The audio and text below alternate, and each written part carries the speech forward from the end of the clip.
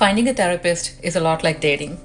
You have to give it a few sessions, 3 or 4 at least, before you decide that the therapist is not a right match. If it's not the right match, that's okay, but please don't give up on therapy.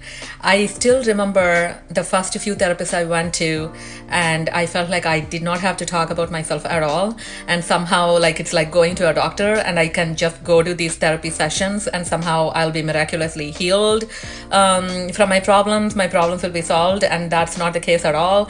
And if you have never been in therapy, please listen to the rest of this video. Just like you would in dating, if you feel like after giving it 2 or 3 sessions, if your therapist is not the right match, keep moving. Go to the next therapist, but do not give up on therapy. Also, sometimes, even if you like the therapist, you might reach a point where it feels like therapy has reached like a standstill.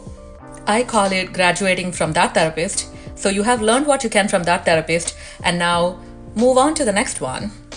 People can be in therapy for years with or without specific problems. Therapy can be a safe space where you can transparently vent, express your opinions, where you can have some sense of control, and where you can experience safety.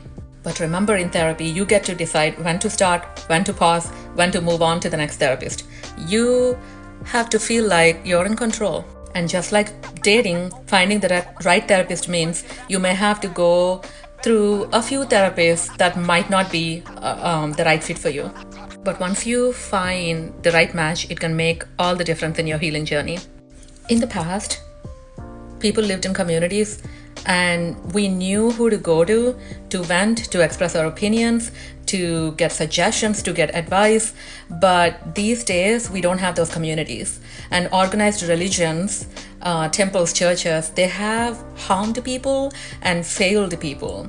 And I know it still is, these places give support to people, but therapy is a place now that has replaced these community people, because we don't live in communities. That is sad.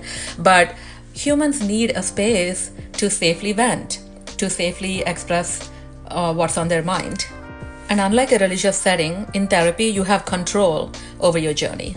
So remember, you can go to therapy whether or not you have specific problems. And don't give up on therapy. If you did not find the right therapist in the first few tries, keep going until you find your right therapist.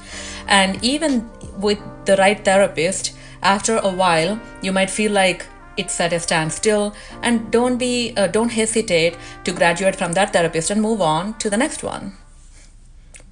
Let me know what you think about this. What is your experience?